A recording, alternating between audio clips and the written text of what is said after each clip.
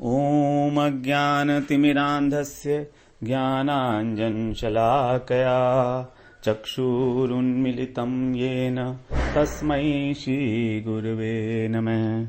वाञ्छाकल्पतरुभ्यश्च कृपासिन्धुभ्यैव च पतितानां पावनेभ्यो वैष्णवेभ्यो नमो नमः।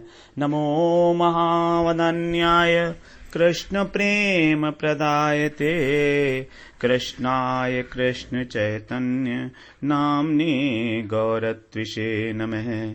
हे कृष्ण करुणा सिंधो दीनबंधो जगत्पते गोपेश गोपिका कांत राधा कांत नमोस्तुते। तप्त कांचन गौरांगी राधे वृंदावनेश्वरी वृषभानुसुते देवी प्रणमामि हरिप्रिये। वृंदायै तुलसी देव्यै प्रियायै केशवस्य च कृष्ण भक्ति प्रदे देवी सत्यवत्यै नमो नमः। श्री कृष्ण चैतन्य प्रभो नित्यानंद श्री अद्वैत गदाधर शिवसदि गौरभक्त वृंद। हरे कृष्ण कृष्ण कृष्ण हरे हरे हरे राम राम राम हरे हरे। हरे कृष्णा। सर्वप्रथम मैं अपने गुरु पाद पद्म ओम विष्णुपाद अष्टोत्तर शत श्री श्रीमद् भक्ति वेदांत माधव गोस्वामी महाराज के चरण कमलों में अनंत कोटि दंडवत प्रणाम ज्ञापन करता हूं। हम लोग श्रीमद् भगवद गीता के चौथे अध्याय का 13वां श्लोक श्रवण कर रहे थे, जिसमें भगवान ने बताया था कि चातुर्वर्ण्यम मया सृष्टम गुण कर्म विभागशः तस्य कर्तारम अपि माम विद्य कर्तारम अव्ययम। कि जो चातुर्वर्ण है, जो चार वर्ण है, ब्राह्मण क्षत्रिय वैश्य और शूद्र, ये गुण और कर्म के अनुसार मेरे द्वारा ही सृष्ट किए गए हैं। मैं ही इनका कर्ता हूं। कर्ता होने पर भी तुम मुझको अकर्ता ही मानो, अकर्ता ही जानो। तो भगवान कर्ता हैं, लेकिन अर्जुन से कह रहे हैं कि तुम इसको अकर्ता जानो आदेश पूर्वक। अर्थात जिस प्रकार से मैं अकर्ता मान रहा हूं, उसी प्रकार से तुम भी सारे कर्मों को करते हुए भी अपने को अकर्ता ही मानो। ये एक प्रकार का आदेश है, आज्ञा है भगवान की अर्जुन के लिए। तो यहां पर चातुर्वर्ण्यम का जो हमने बताया था, 4 प्रकार के वर्ण हैं, ब्राह्मण क्षत्रिय वैश्य शूद्र। तो शास्त्रों में पक्षी हैं, वृक्ष हैं और पशु आदि को भी इन 4 वर्णों में बांटा गया है। जैसे ब्राह्मण पक्षियों में जो कबूतर है उसको ब्राह्मण बोल दिया गया है, बाज को क्षत्रिय, चील को वैश्य और कौवे को शूद्र। उसी प्रकार वृक्ष में पीपल जो है वो ब्राह्मण, नीम क्षत्रिय, इमली वैश्य और बबूल शूद्र। तो इस प्रकार कहा गया है, लेकिन फिर भी हमको यहां पर इस प्रसंग में मनुष्यों के लिए ही इस वर्ण को लेना होगा, क्योंकि वर्ण का जो विभाग है वो मनुष्य ही समझ सकते हैं, है ना। और समझकर उनके अनुरूप कर्म भी कर सकते हैं, क्योंकि कर्म करने का अधिकार केवल मनुष्य को, कर्मण्येवाधिकारस्ते, हमारे को ही केवल मनुष्य को ही केवल कर्म करने का अधिकार है, न कि देवताओं को और न ही पशु पक्षियों को। वो सब भोग योनियां हैं। अब यहां पर भगवान बता रहे हैं कि जिस प्रकार से मैंने रचना की है, चारों वर्णों की रचना मैंने ही की है। इसका क्या तात्पर्य है कि ये सारे जीव जो हैं वो मेरे ही अंश हैं। भगवान ने रचना की है तो हम सब क्या हुए, ममैवांशो जीव लोक में भगवान ने बताया था कि सारे जीव मेरे ही अंश हैं। और जो अंश हैं तो उनका अंश के प्रति अंशी का स्वाभाविक रूप से एक प्रेम होगा। स्वाभाविक रूप से अंशी की इच्छा होगी कि मेरा अंश जो है उसका कल्याण हो। तो इसीलिए भगवान बता रहे हैं कि मैं ही सभी जीवों का सुहृद भी हूं। सुहृद का मतलब कल्याण चाहने वाला, हित चाहने वाला। तो वो भगवान ने 5वें अध्याय में 29वें श्लोक में बताया था, सुहृदम सर्वभूतानाम ज्ञात्वा माम शांतिम रिच्छति। तो इसका मतलब यह होता है कि सारे जीव भगवान के ही अंश हैं और भगवान हमेशा उनके हित के लिए कामना करते हैं। वो भगवान सुहृद हैं हम सबके। इसके विपरीत क्या बनता है कि हम जीव जितने भी हैं वो किसी भी देवता के अंश नहीं हैं और ना ही वे देवता हमारे सुहृद हो सकते हैं। भगवान ही एकमात्र सुहृद हो सकते हैं।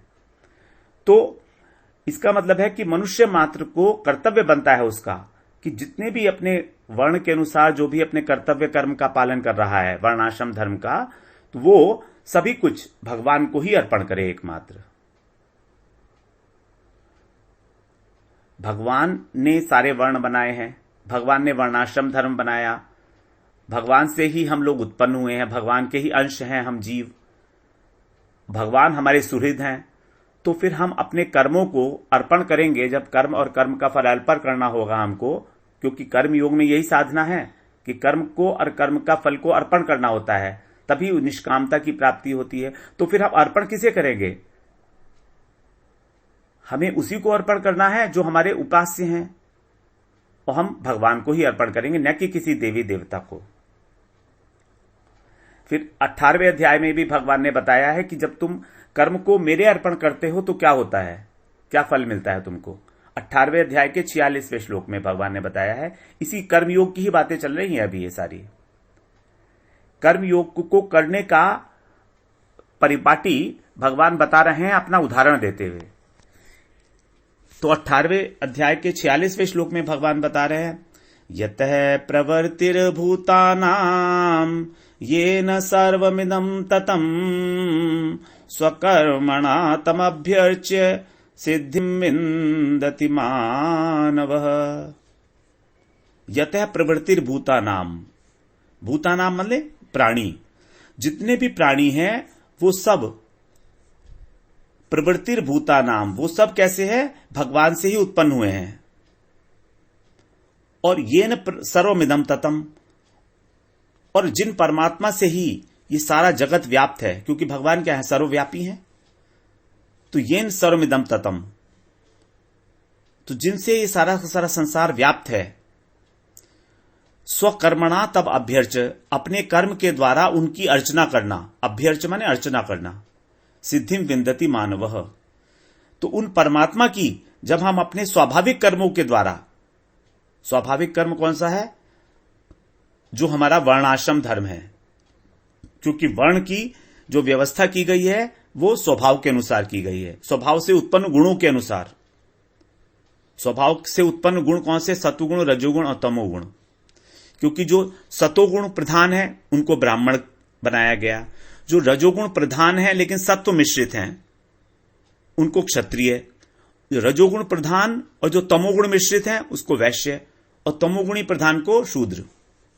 तो इस प्रकार से जो व्यवस्था की गई है उसके अनुसार अपने कर्तव्य कर्म को, जो शास्त्रों में वर्णित हैं, उनके अनुसार जब हम कर्म करके और भगवान को अर्पण करते हैं तब क्या होगा? सिद्धिं विन्दति मानव, मनुष्य को सिद्धि की प्राप्त होती है, मतलब उसका कर्मयोग सफल होता है।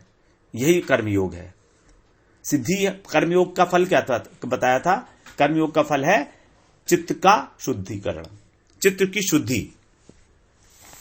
क्योंकि यहां पर अनेक जितने भी योग हैं सबके अलग अलग फल हैं। कर्मयोग का फल अलग अलग है, ज्ञान योग का फल अलग है, अष्टांग योग का अलग है, भक्ति योग का अलग है।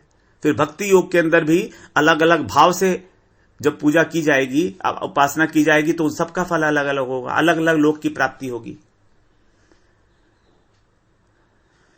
हम ये नहीं मान सकते कि हम चाहे कोई भी काम करें हमको एक ही भगवान की प्राप्ति होगी। नहीं, ऐसा नहीं है। भगवान के अलग अलग प्रकाश हैं, भगवान के अलग अलग प्रकाश है, अलग अलग प्रतीतियां हैं। उन प्रतीतियों की ही हमको अलग अलग साधन करने से अलग अलग प्राप्ति होगी। फिर अब आगे वाला जो वर्ड है, आगे वाला जो चरण है सबसे इंपॉर्टेंट है इस श्लोक के अंदर, तस्य कर्तारम अपि माम विद्धि अकर्तारम अव्ययम। ये सबसे इंपॉर्टेंट बात हो जाती है। भगवान यहां कह रहे हैं कि यद्यपि मैं इन वर्णों का बनाने वाला हूं, लेकिन ऐसा होने पर भी,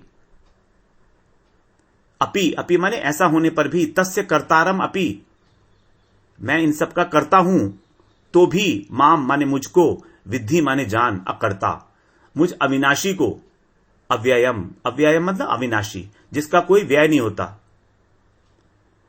तो मुझको अकर्ता ही जानो। अब इसका अर्थ क्या हुआ अकर्ता जानो? इसका मतलब यह है कि भगवान कृतत्वाभिमान से रहित हैं। भगवान कृतत्व अभिमान, कृतत्व बुद्धि हमारी जो है कि मैंने ये कार्य किया है, कर्तापन का अभिमान, हमारे को दो ही चीजें बांधती हैं इस संसार में, कर्तापन का अभिमान और फल की इच्छा। कर्तापन के अभिमान से बनता है कृतत्व और फल की इच्छा से बनता है भोक्तृत्व, क्योंकि हम भोगना चाहते हैं फल को। तो कृतत्व और भोक्तृत्व ये दोनों ही इस संसार में बंधन के कारण हैं, और कोई कारण नहीं है संसार में बंधन का। भगवान संसार से नहीं बंधे हैं। क्यों? क्योंकि भगवान ने संसार की सृष्टि की, लेकिन तो भी उनमें कृतत्व बुद्धि नहीं है और ना ही उनको कर्म के फल में स्पृहा है। हम आगे पढ़ेंगे इससे अगले वाले श्लोक में। तो भगवान में ना कर्तापन है ना भोक्तापन है। भगवान इन कर्मों से सर्वथा अतीत है, निर्लिप्त है इनसे। अब सृष्टि की रचना कैसे हुई ये हम लोगों ने श्रवण किया भी था पहले, एक बार इसको और रिवाइज कर लेते हैं। सृष्टि की रचना में भगवान जो हैं वो क्या है? किसी भी वस्तु की रचना के लिए दो कारण चाहिए होते हैं। हम इसको पहले सिद्धांत रूप से समझें। किसी भी वस्तु को बनाने के लिए दो कारण होने चाहिए। पहले कारण को बोलते हैं निमित्त कारण और दूसरे को बोलते हैं उपादान कारण। इस बात को अच्छी तरह से समझें हम लोग तो हमारे माइंड में बैठ जाएगा। कोई भी वस्तु बनानी हो इस दुनिया के अंदर आपको दो कारण होंगे उसके, एक निमित्त कारण, एक उपादान कारण। निमित्त कारण है उस वस्तु को बनाने वाला जो निमित्त है, जिसके कारण वो वस्तु बन रही है, और दूसरा है उपादान कारण। उपादान कारण का मतलब है जिन अवयवों से मिलकर वो वस्तु बनी है, जिन अवयवों से मिलकर वो वस्तु बनी है उसको हम बोलते हैं उपादान कारण। जैसे अगर हम मान लीजिए घड़ा बनाना है तो घड़ा बनाने में उसका उपादान कारण क्या है? किस चीज को मिलाकर घड़ा बनता है? मिट्टी और पानी। तो मिट्टी और पानी तो उसके हो गए उपादान कारण। अब निमित्त कारण क्या होंगे? निमित्त कारण भी दो प्रकार के होते हैं। एक होता है मुख्य निमित्त और एक होता है गौण निमित्त। मुख्य निमित्त और गौण निमित्त, प्राइमरी और सेकेंडरी। मुख्य निमित्त तो है कुम्हार, कुम्हार उस घड़े को बना रहा है तो मुख्य निमित्त हो गया। और गौण निमित्त हो गया कुम्हार का जो चाक होता है, जिसके ऊपर घड़े को घुमाया जाता है रखकर। चाक होता है और एक डंडा होता है उसके बीच में, जिसके ऊपर घुमाया जाता है बहुत तेजी से और घड़ा बनता है। तो जो इक्विपमेंट्स हैं जिनको वो यूज कर रहा है, जो मशीन है, वो हो गई गौण निमित्त। क्योंकि अगर मशीन वो चाक और वो नहीं होगा, दंड नहीं होगा, तो घड़ा नहीं बन पाएगा। तो वो भी उसके बनाने में एक कारण हो गया। और कुम्हार नहीं होगा तो कोई मतलब ही नहीं है। तो कुम्हार हो गया मुख्य निमित्त और चाक और दंड वो हो गए हमारे गौण निमित्त, और मिट्टी और जल हो गए उपादान कारण। तो मुख्य निमित्त कारण कुम्हार, गौण निमित्त कारण चाक और दंड, और उपादान कारण है मिट्टी और जल। अब हम आते हैं सृष्टि की रचना में। सृष्टि की रचना कैसे हुई? सृष्टि की रचना में मुख्य कारण कौन है? मुख्य निमित्त कारण। पहले हम लोग बात करते हैं उपादान कारण की, नहीं, पहले बात करते हैं मुख्य निमित्त कारण की। निमित्त कारण कौन है सृष्टि की रचना में? निमित्त कारण दो हैं, मुख्य और गौण। तो मुख्य निमित्त कारण है भगवान, क्योंकि भगवान की प्रेरणा से ही काम हो रहा है, तो मुख्य निमित्त कारण हो गए। गौण निमित्त कारण है प्रकृति या माया। माया जड़ है। जैसे कुम्हार तो चेतन वस्तु है और चाक और दंड जो है वो जड़ है। उसी प्रकार से यहां पर माया, भगवान तो चेतन वस्तु हैं लेकिन माया जो है वो जड़ है।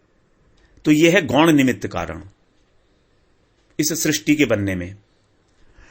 और माया का ही जो दूसरा अंश है, माया के दो अंश हैं, एक तो हो गया गौण निमित्त कारण, और माया ही, प्रकृति ही विकार को प्राप्त करके, जब भगवान ने ईक्षण किया था प्रकृति के ऊपर, माया के ऊपर, तो उसके विकार स्वरूप कुछ तत्वों की उपलब्धि हुई थी, कुछ तत्व बने थे जो हम लोगों ने श्रवण किए पहले।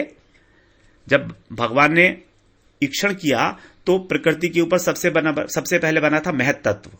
महत तत्व से विकार आया तो बना था अहंकार। अहंकार 3 भागों में विभाजित हुआ, सात्विक अहंकार, राजसिक अहंकार और तामसिक अहंकार। सात्विक अहंकार से मन और 10 अधिष्ठात्र देवता इंद्रियों के पैदा हुए। राजसिक अहंकार से बुद्धि, 5 ज्ञानेन्द्रिय, 5 कर्मेंद्रिय, 5 प्राण और 5 उपप्राण, राजसिक अहंकार से। और तामसिक अहंकार से 5 महाभूत और 5 तन्मात्रा, रूप रस स्पर्श गंध शब्द, ये विषय है ये।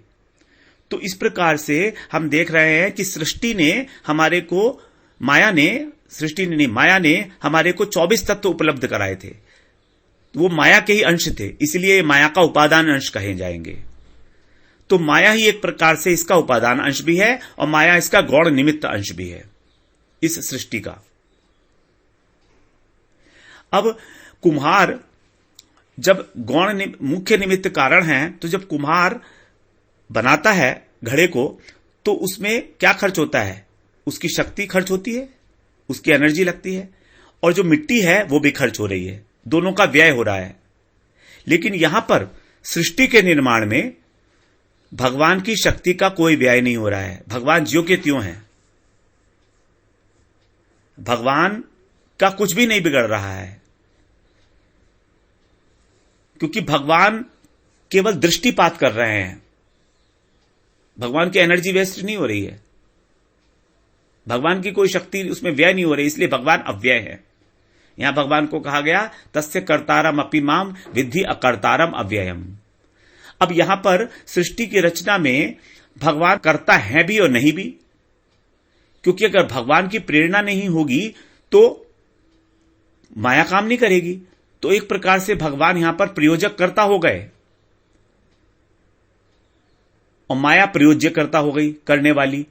लेकिन तो भी भगवान कर्ता होकर भी भगवान में अंदर कृतत्व बुद्धि नहीं है कि ये काम मैंने करा, क्योंकि काम तो माया कर रही है, भगवान ने तो नहीं करा, भगवान ने तो ईक्षण मात्र किया।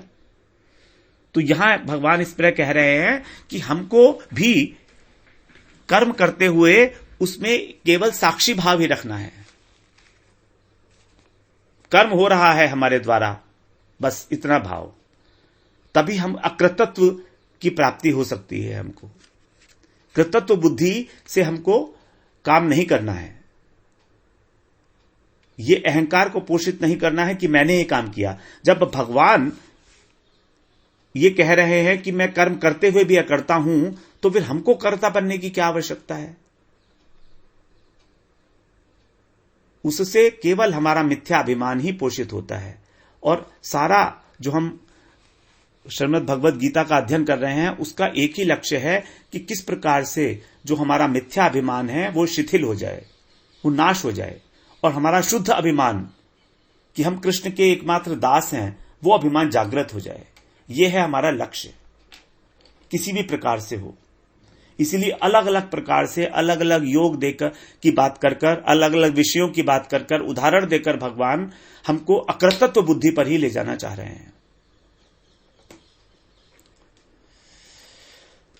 तो यहां पर भगवान ने विद्धि जो पद बताया, विद्धि माम अकर्तारम अव्ययम, तो विद्धि से भगवान अपने कर्म की दिव्यता विशेष रूप से समझाने की आज्ञा दे रहे हैं हमको। यही दिव्यता है भगवान की, कि वो कर्म करते हुए भी न तो कर्म में आ सकते हैं, न कर्म उनको लिप्त कर सकता है, न उनको फल की इच्छा है, और न उनमें कर्तत्व बुद्धि है। तभी उनका जो कर्म है, कर्म ना होकर लीला बन गया। जो दिव्य कर्म है भगवान के, उसको हम लीला कह सकते हैं, वो दिव्यता को प्राप्त हो गई। उसी प्रकार मनुष्य को भी अपने अंदर कृतत्व बुद्धि और आसक्ति का त्याग करके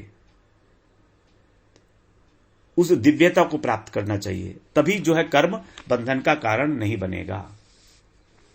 यही था इस इस जो श्लोक का मर्म अर्थ यही था, तात्पर्य, कि हमारी कृतत्व बुद्धि समाप्त हो। अब इसके बाद जो दूसरा श्लोक हम लोग पढ़ रहे हैं, 14वां श्लोक, उसमें भगवान भोक्तृत्व बुद्धि की बात करेंगे। 13 और 14 दोनों श्लोक बहुत इंपॉर्टेंट हैं, क्योंकि इसमें कृतत्व और भोक्तृत्व की बात की गई है। भोग किया जाता है फल का, कर्म होता है, कर्म का जो फल मिलता है उसका हम भोग करते हैं। क्योंकि मैंने ये काम किया, एक तो पहले ही अहंकार को पोषित कर लिया हमने, अहंता आ गई, और फिर जब फल मिला तो उसको कहेंगे मैं ही इसको भोगूंगा, तो उसमें भोग के हम उसमें आसक्त हो जाएंगे। अब जब हम उसमें आसक्त हो जाएंगे तो हम उस कर्म को करने में लिप्त हो जाएंगे, फिर दोबारा से वही कर्म करेंगे, क्योंकि हमारी आसक्ति हो गई फल में। फल में आसक्ति होने के कारण ही हम कर्म से बंध जाते हैं। कर्म में आसक्ति क्यों होती है? कर्म में आसक्ति इसलिए होती है कि वो कर्म हमको फल देगा और उस फल को हम भोग कर सुख की प्राप्ति करेंगे। एज इट इज हम कर्म में नहीं कभी भी आसक्त होते। अगर उस कर्म में कोई फल नहीं मिल रहा है तो हम क्यों आसक्त होंगे उसमें? तो कर्म में आसक्ति का कारण ही फल को भोगने की इच्छा है, और फल को भोगने की इच्छा का संबंध हमारे सुख से है। हमें जो क्षणिक सुख मिलता है, जो हमारा इंद्रियों का तर्पण होता है, जो हम इंद्रियों को अपने आनंद खुशी देना चाह रहे हैं, अपने पांचों इंद्रियों को किसी ना किसी प्रकार से, वही हमको कर्म में प्रवृत्त करा रहा है, और वही हमको कर्म के अंदर आसक्ति डाल रहा है कि और करो और करो और करो। अब 14वां श्लोक श्रवण करते हैं। यह भी इंपॉर्टेंट है क्योंकि इसमें भोक्तापन की बात की है, और कंक्लूड करते हुए इन दोनों श्लोकों को हम लोग कुछ इस तरह की चर्चा करेंगे कि कर्तापन और भोक्तापन को हम डेली लाइफ में अपने किस प्रकार से रिड्यूस कर सकें। जो इन दोनों श्लोकों का अर्थ निकलेगा उसको हम कैसे अप्लाई करें अपने लाइफ में, we will talk about it after completing this particular shloka. तो 14वां श्लोक में भगवान बता रहे हैं, न माम कर्माणि लिम्पन्ति न मे कर्म फले स्पृहा इति माम यो विजानाति कर्मभिर्न स बध्यते। न माम कर्माणि लिम्पन्ति न मे कर्म फले स्पृहा इति माम यो विजानाति कर्मभिर्न स बध्यते। यहां अभी सब कर्म योग की ही बात हो रही है। देखिए, तीसरा अध्याय था कर्म योग का। चौथे अध्याय में भगवान ने कर्म योग का जो तत्व है वो समझाया है, उसके रहस्य समझाए हैं कि कर्म योग किस प्रकार से हमको इस संसार के बंधन से मुक्त करने वाला है। चौथे अध्याय में भगवान ने बहुत इंपॉर्टेंट ज्ञान दिया है हमको, इसीलिए इस अध्याय का नाम दिव्य ज्ञान भी रखा गया है। इसका नाम है ज्ञान कर्म संन्यास योग। पहले भी हम लोग सब शुरू किए थे चौथा अध्याय, तो बात की थी ज्ञान कर्म संन्यास योग। इसका मतलब क्या है? इसका मतलब है gyan is common to both. To both means gyan is common to karmayoga and sannyas yoga. यानी कर्मयोग का क्या ज्ञान है, तत्व ज्ञान, और संन्यास योग अर्थात ज्ञान योग। संन्यास योग का मतलब होता है ज्ञान योग। तो ज्ञान योग का क्या तत्व है और कर्मयोग क्या क्या तत्व है, वो तत्व दोनों इस अध्याय में भगवान दे रहे हैं, चौथे अध्याय में। क्यों? क्योंकि तीसरा अध्याय है केवल कर्मयोग का और पांचवा अध्याय है केवल संन्यास योग का। उन दोनों के बीच में चौथे अध्याय में भगवान ने इन दोनों का जो रहस्य है कि किस प्रकार से ये दोनों हमारे बंधन को काटने वाले हैं, ये बात स्पष्ट की है।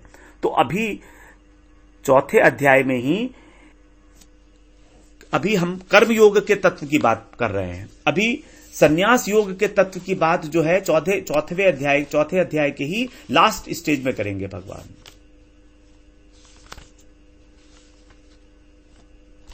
वो कौन से श्लोक से करते हैं चौथे अध्याय की बात? ये वाली बात हमारी कर्म योग की बात 32वें श्लोक तक चलेगी। कर्म योग का तत्व ज्ञान 32वें श्लोक तक चलेगा। 33वें श्लोक से और फिर बाद तक 42वें श्लोक तक फिर भगवान बताएंगे ज्ञान योग का क्या तत्व है। सो बेसिकली ये जो चौथा अध्याय है ये हमारा दिव्य ज्ञान है, which is related to chapter 3 and chapter 5 both. 32वें श्लोक तक चैप्टर 3 से रिलेटेड है और 33वें श्लोक से 42वें श्लोक तक चैप्टर 5 से रिलेटेड है। It can be divided very discreetly like this, very discreetly. तो यहां बता रहे न माम कर्माणि लिम्पन्ति न मे कर्म फले स्पृहा इति माम यो विजानाति कर्मभिर्न स बध्यते। न माम कर्माणि, कर्माणि का मतलब समस्त कर्म। भगवान जितने भी कर्म करते हैं, जो भी कर्म, जो भी लीलाएं हैं उनकी, न माम कर्माणि लिम्पन्ति, लिम्पन्ति माने मुझको लिप्त नहीं करते। न मे कर्म फले स्पृहा, क्यों नहीं करते? क्योंकि मेरी को कर्म के फल की इच्छा ही नहीं है, कामना ही नहीं है। भगवान को क्या कोई कामना हो सकती है? भगवान के पास सब कुछ तो है, वो तो हमको ही दे रहे हैं बल्कि। तो भगवान को किसी भी प्रकार की कोई कामना नहीं है। तो भगवान को कामना नहीं है तो उनको कर्म भी लिप्त नहीं करते, अर्थात कर्म में वो आसक्त नहीं होते। लेकिन फिर भी कर्म करते हैं। क्यों करते हैं? जीव मात्र के लिए। उनके कर्म करने का प्रयोजन एक जीव ही है, जीव का भला हो, जीव मात्र का। वरना भगवान को कर्म करने की कोई आवश्यकता नहीं है, कोई लीला की भी आवश्यकता नहीं है। वो पूर्ण काम है, आप्त काम है, आत्मा राम है। तो ना तो भगवान कर्म में आसक्त होते हैं, और कर्म में आसक्त न होने का कारण यह है कि उनकी कर्म के फल में इच्छा नहीं है। इस प्रकार से अगर हमको भी कर्म का फल भोगने की इच्छा नहीं है, फल की इच्छा क्यों भोगना चाहते हैं? फल क्यों भोगना चाहते हैं? जिससे हमको सुख मिले, हमारी इंद्रियों को आराम मिले। अगर हमारी ये इच्छा नहीं है तो हमको कर्म में कोई आसक्ति नहीं होगी, फिर हमारा कर्म में कोई आग्रह नहीं होगा। ये बात क्लियर हो गई पहली लाइन से। कर्म हमको लिप्त नहीं कर सकते। लिप्त करने का मतलब क्या है? हम जबरदस्ती कर्म में नहीं लगेंगे, क्योंकि हमें जब फल ही नहीं चाहिए।